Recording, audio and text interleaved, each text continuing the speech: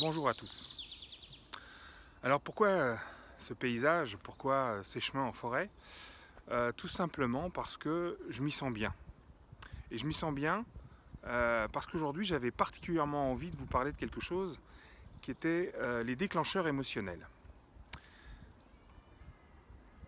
Pourquoi ce chemin? Pourquoi cette forêt? Pourquoi ce paysage? C'est tout simplement que je me souviens d'une époque où j'étais au top de ma forme. Je venais courir ici plusieurs fois par semaine, 5 fois, peut-être plus que ça, pendant 1 heure, 2 heures, et je venais courir. Qu'il fasse nuit, qu'il fasse jour, qu'il pleuve, qu'il vente.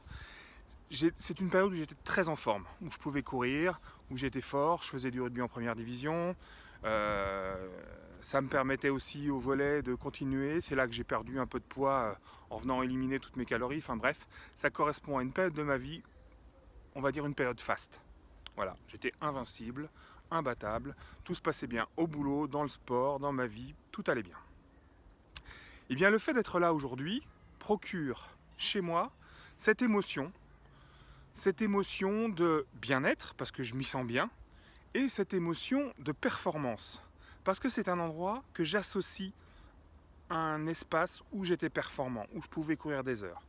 Donc le fait de me retrouver ici, de sentir un peu les feuilles humides, d'entendre les corbeaux, d'entendre les oiseaux, de sentir un peu le vent dans les branches, ou alors même de regarder ces longues allées là devant moi, où je pouvais me dire c'était un temps de récup, ou au contraire il fallait que je force, que j'accélère, que je fasse mon fractionné.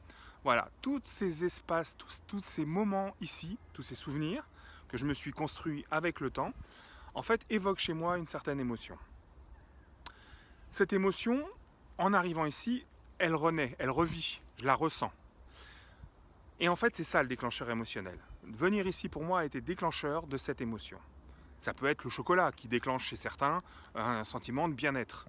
Ça peut être chez d'autres une odeur d'herbe coupée de son enfance, le parfum d'herbe coupée, comme dirait un de mes amis. Donc voilà, tous ces déclencheurs-là peuvent procurer des émotions et génèrent chez vous des émotions. Qu'est-ce qui va se passer chez un sportif? On va chercher à déclencher une émotion souhaitée, une émotion désirée. Désirée pour être dans tel état ou tel état le jour de la compétition ou la veille de la compétition. Vous avez du mal à dormir, il faut la veille, au soir, trouver le souvenir qui fasse que vous vous sentiez bien, soit revenir sur des endroits comme ça, paisibles, apaisants, soit des souvenirs de vacances au bord de la mer, allongés sur le sable, ou autre. Voilà, chacun son souvenir. Et puis, vous avez le souvenir, les émotions le jour de la compétition.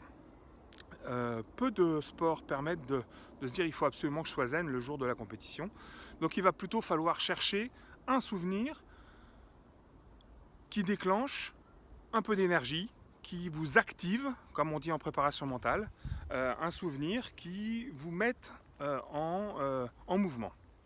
Et ça peut être un souvenir de colère, de rage, quelque chose qui vous, tout de suite, sécrète de l'adrénaline.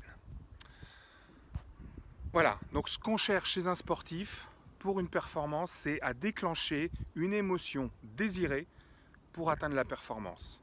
Le jour J, J-1, avant la compétition. Mais c'est aussi chercher à bien connaître cette émotion, parce qu'il est important de savoir quand la déclencher, comment l'identifier, qu'est-ce qu'elle veut dire. Donc tout ça, c'est un travail que vous devez faire.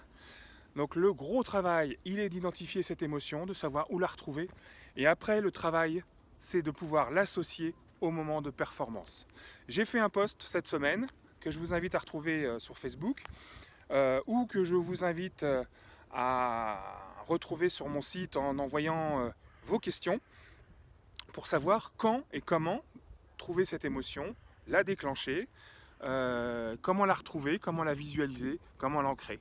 Voilà, je vous ai donné une partie des solutions.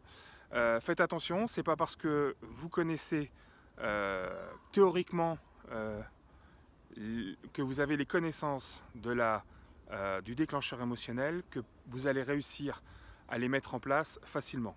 Donc n'hésitez pas à faire appel à moi, envoyez-moi vos questions sur la façon de faire, sur comment déclencher ces émotions et dans quelle situation. Et n'hésitez pas surtout à liker cette vidéo ou à partager. Voilà. Donc un petit pouce, un petit clic, voilà. Et trouvez vos émotions, identifiez vos émotions et en attendant, bon match.